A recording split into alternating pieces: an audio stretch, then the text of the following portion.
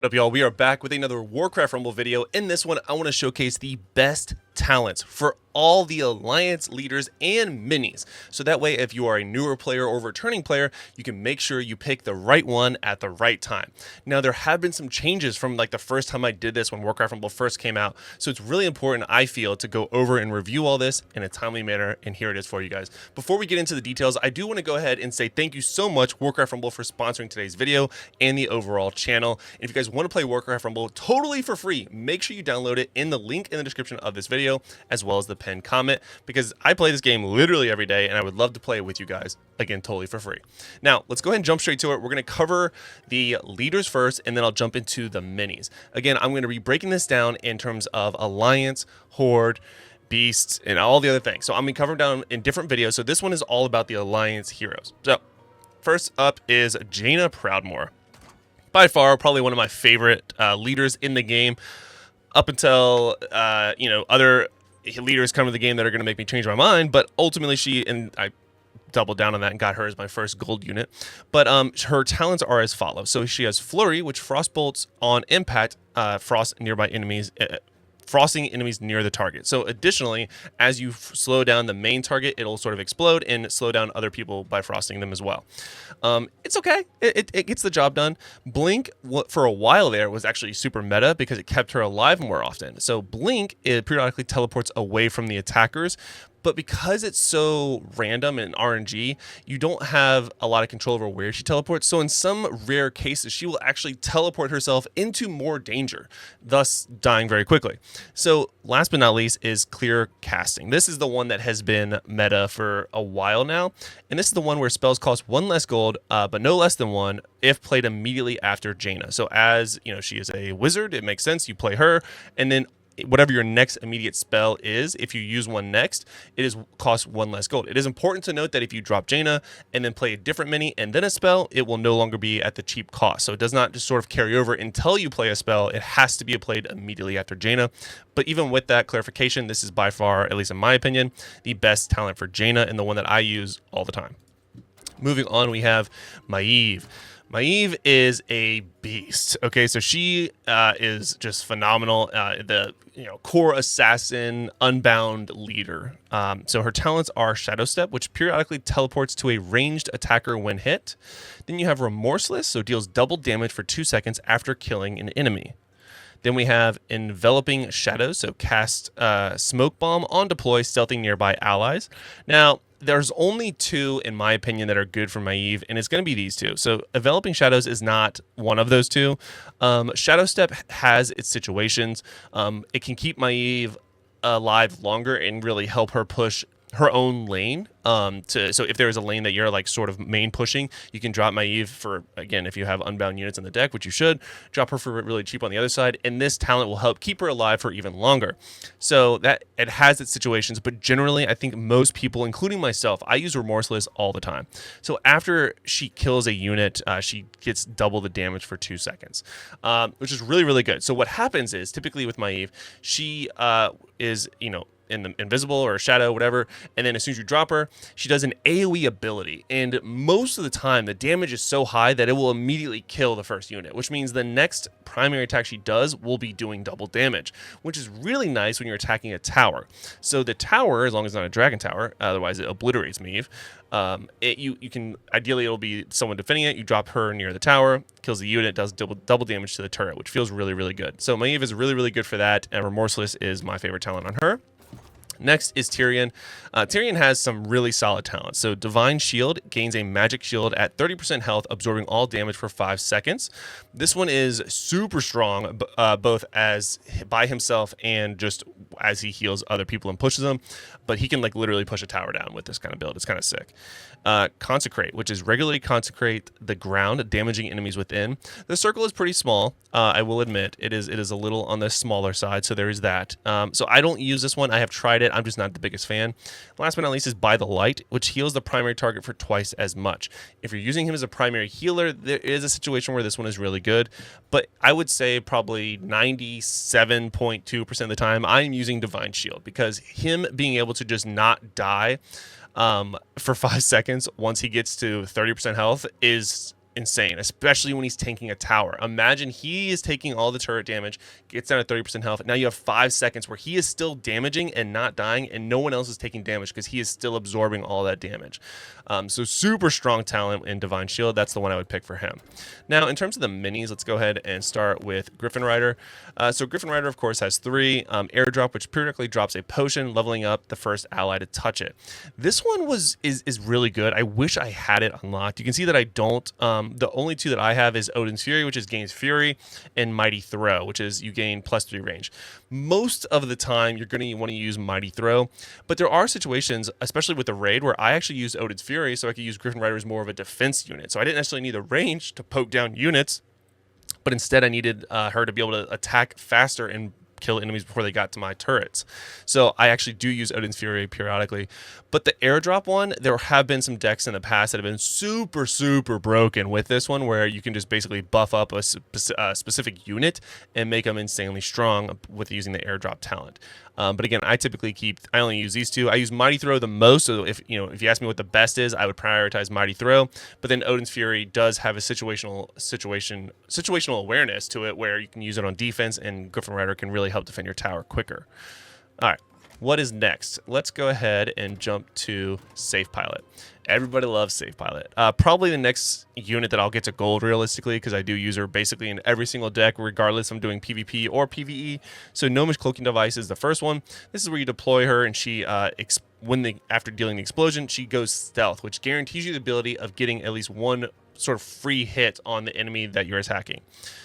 Next is another one that I use, which is Coming in Hot. Deploys twice as fast and burns nearby enemies, but deals 33% less damage, less crash damage. So she does do a substantial amount of damage when she crashes with the other 2, but this one she actually burns the enemy and drops faster. So it's a little bit more predictable when you're trying to drop her on like a cluster, and the dot or damage over time that you get from the burn is very, very good as well. Gnomish Mutinizer, which is polymorph the first blaster target. Keep in mind, you're not going to be invisible when dropping, so she has to drop at the slow speed, land, and then charge up her first ability and shoot it, and then the target is polymorphed. It's only the one target, so I don't think this is a good skill. If it polymorphed to everyone that she hit with like the splash damage, that could be good, but it's only the first target, so I don't know. I use the other 2 the most. Gnomish Cloaking Device is the one that I use the absolute most, but Coming in Hot definitely has its situation. So I would recommend Gnomish Cloaking Device first, and then Coming in Hot. While we're on this guy, let's go ahead and look at the Footmen. So the Footmen are your straight up tanks, right? There's 4 of them, but they're pretty good. So first we have Fortification, which gains, you gain 30% extra empty HP. Now, what does that mean? They will spawn with 30% more HP, but they won't actually have it. So they will have 30% total more, but they will have 30% less HP when they spawn. Meaning they have their regular HP when they spawn, but you have the ability of healing them for additional capacity of 30% more HP. Now, you typically see these guys with the Tyrion or Frostwolf Shaman, so you're going to heal them up right away, but there is that situation where it can't be all good. It's sort of a balance, if you will. Next up is Shield Bash. Periodically stun the target for 1 second. Now, it's periodically, so you can get some pretty nice, like, continuous stuns on targets, because there is 4 of these guys. And then last but not least is Last Stand. Armor increased to 75% damage reduction when no other footmen are nearby. So when it is one last footman, he turns into a bit of a tanky boy, and he tries to do a last stand. But yeah, so armor increases 75% damage reduction. That's actually a lot. But ultimately, I think that is probably the worst one. I use Fortification literally all the time. I've never used Shield Bash, but I could see where it could have its viability, maybe in PvP, maybe in some of the PvE events. But yeah, Fortification is the main one for him. Moving on, let's go and look at, I love this guy, Harvest Golem. Now, for a long time, everyone used Unstable Core, which is on death, stun nearby enemies for 3 seconds. I've recently switched to Trojan Chickens, which is on death, spawn 4 angry chickens. Because it is 4 of them, and chickens are very, very annoying to kill unless you do AoE damage. So if Harvest Golem dies to someone that is only doing single target damage, those Harvest Chickens, because there's 4 of them, sure, they're going to die in 1 hit, but the other 3 are still going to get some hits off, at least 1 from 3, and then 2 from 2, and so on and so forth. But So I actually prefer that a lot. And his other talent is Bountiful Harvest, which on death apply a heal over time to nearby allies. I've never used that one. Obviously, don't have it unlocked, nor will I use it. But Unstable Core and Trojan Chickens are the ones that I like the most. Previously, until recently, I would have said Unstable Core is the best, but I really like the Trojan Chickens. Okay, next up is Blizzard. That one of the spells for the Alliance family. So we have Cold Snap, which is freeze enemy troops in place. And then we have Brittle Ice, which is enemies within take 30% additional damage from physical sources. Now, keep in mind, this is not a physical damage spell, so it's doing elemental damage and buffing physical damage. So you can't just use it as its own entity, but it does do a ton of damage if you drop a Blizzard and then have another unit that does physical damage follow up with that damage. So keep that in mind. So that is pretty situational. I don't use it a lot, but there have been situations where I do use it. I use Cold Snap the most, especially for PvP, where I want to just shut down a whole push and freeze them all and make sure they take all the damage from my Blizzard. The last one is pretty interesting. So Ice Crown summons an additional Blizzard at your base. So wherever you place a Blizzard, there will be another Blizzard at your base. So if you're going into a situation where there's like a base race where it's, you know, your base is taking damage and their base is taking damage, you can basically Blizzard both bases. Which can help defend yours and kill theirs. So it has its situations, but generally I really like Cold Snap. All right, moving on. We have Huntress. So Huntress, unfortunately, has a lot of good talents. And I say unfortunately because it means you really want to kind of get her to Epic. You can see that I'm 21 out of 25 and on my path to getting her to Epic. The first one is Shadow Meld, which gains stealth and ambush. So she deals more damage when she comes out of stealth, and more importantly, she's stealth. So as she's running, she'll be invisible or stealth until she reaches the target, and then she basically does a ton of damage on the first attack because she's coming out of invisibility. Darnatian Steel, the glaive now bounces additional 3 times. So if you're clearing out a bunch of chickens, it's really good for that. I use it on some PvE matches, but again, it's pretty situational and still very, very strong. The other one is arguably one of the better ones. So Elven Might, deal 50% additional damage to the initial target. Because she's basically a lane clearer, I would argue that this one is better. Because Shadow Meld requires you to go in and out of stealth to get the ambush. This one is anytime it attacks a target for the first time, it deals 50% additional damage, which is very, very good. So I would actually say that I picked incorrectly in that Elven Might is probably the best one, but I would definitely go Shadow Meld after that and then Darnatian Steel. But all of them are viable. So if you picked one, don't feel like you made a mistake with her. She's very, very good with all 3. It's one of the nice minis that has that luxury where all 3 are definitely viable. Moving on, let's go to another spell we have here. So Arcane Blast. The first one we're going to talk about is Arcane Power. So spells, the spell sequence starts at rank 3 and ends at rank 4. So typically you have to go, it costs 1 gold, 2 gold, 3 gold, 4.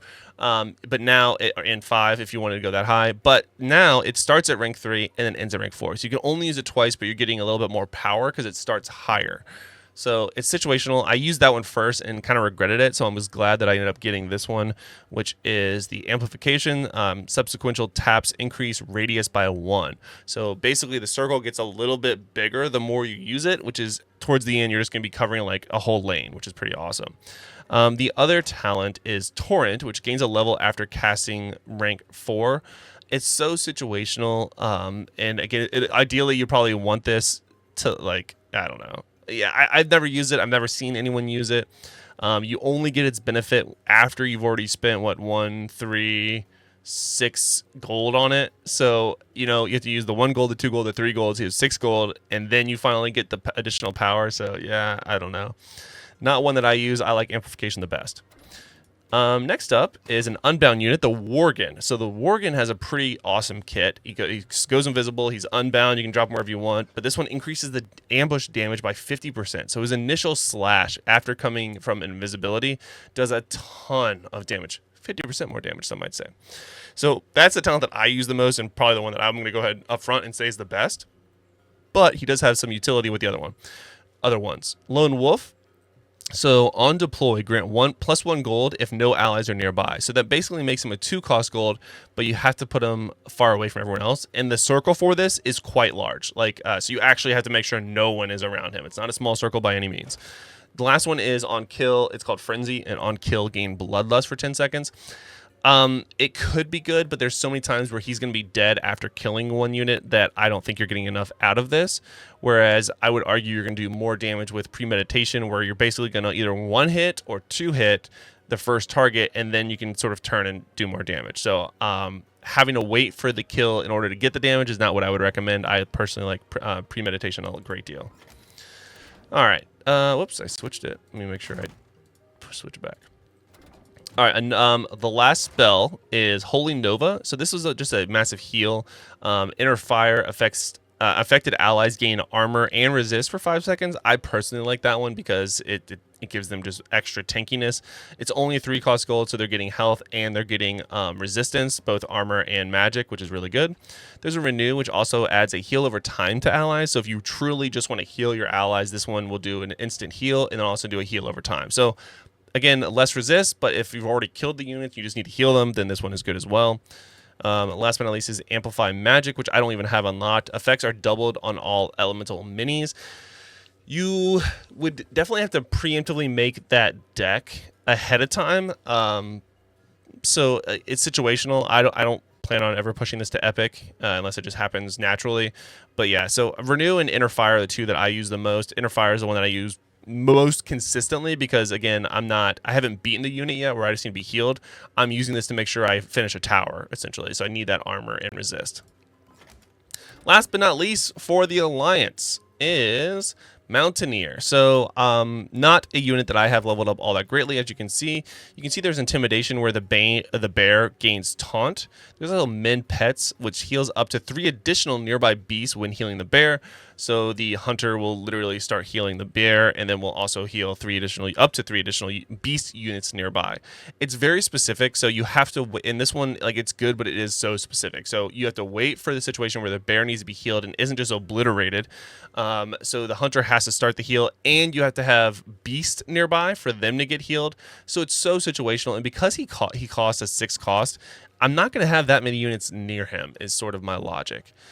So I could see where it could be good, but it does not feel great. And then Frenzied Spirits, when the bear or Mountaineer dies, the other gains Bloodlust. There will basically always be a situation where one of them will die before the other. So I like this one the most, even though I don't have it upgraded yet and I'm not actively using it. That is the one that I would actually recommend for most people, is Frenzied Spirits. It's so good. All right, that's going to do it for today's video, guys. We covered all of the Alliance minis and leaders. I hope you enjoyed. I will be covering the rest in a video soon, so make sure you subscribe if you want to see more. Make sure you like the video if you found this especially helpful. I also just realized I skipped Defias Bandits. So my bad. Defias Bandits is a 1-cost mini that has Deadly Poison, which deals a ton of damage, so I use that a lot. But also, they are really good at getting additional gold with this one, which is Pick Lock. So Pick Lock earn additional 2 gold when opening a chest with this unit, which is fantastic. So I basically alternate, depending on what I'm doing, between PvE, PvP, and whatever the map is, between these two. But the last one is Last Resort, so on death, stun the target for 3 seconds.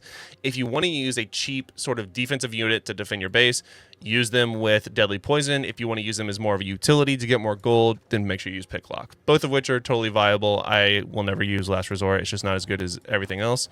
But yeah, I typically keep them hovering around Pick Lock. So now we have covered all of the Alliance leaders and minis. I hope you enjoyed, and thank you again so much, Warcraft Rumble, for sponsoring today's video. I hope you guys go in the description right now after you like the video and subscribe to the channel. Make sure you download Warcraft Rumble totally for free using the link in the description or the pinned comment. I hope to see you guys in a video soon. Take it easy.